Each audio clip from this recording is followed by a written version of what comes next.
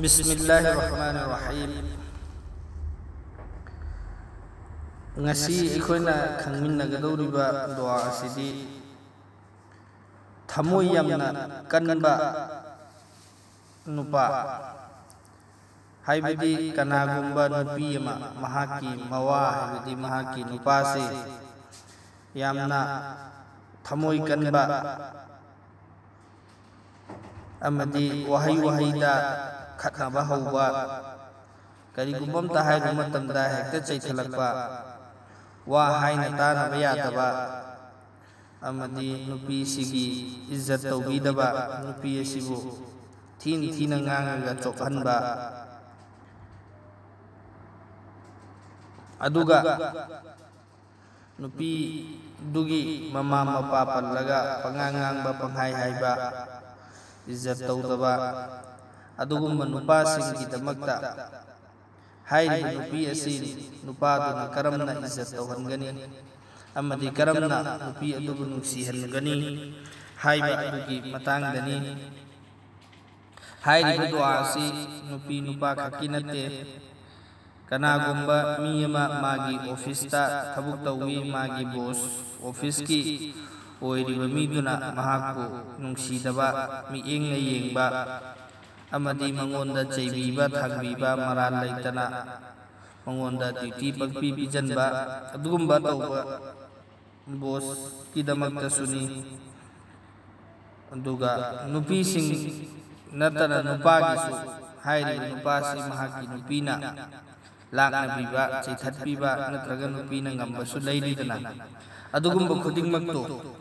haibadi kanagumba mi ama magi samne wala sina magi maral laitana mangonda chaibiba thangbiba amadi mahaka khatnafam thiba adugumba singgidamakta yamna kanaraba duani aduga maran laina tawbu oiragadi hairiba dua singi kanaba fangoi leiminadabdi yadaba leidi leiminagadaba adubu leiminaba matamda jagara fasad oiba adugumbagi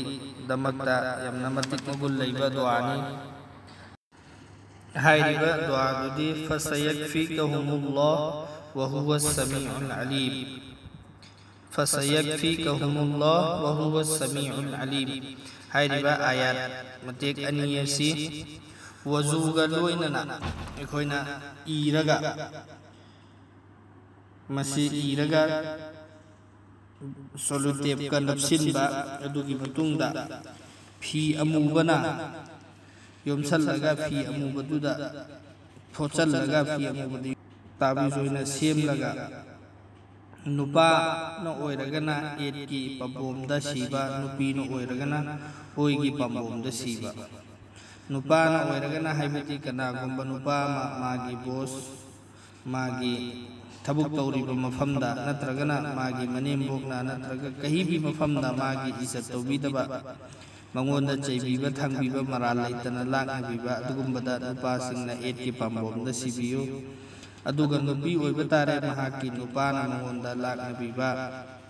natraga mahaki manembokna mahaku maral laitana chaibiba thangbiba tawbasing adugidamakta nupina hairiba ayat asi wazuga loinana iraga selitepna napsillaga amuba fina yomsillaga taisinba haibadi phochinba amuba fina adugi matungda oigi pambomda siba inshallah yamna izzat phangani.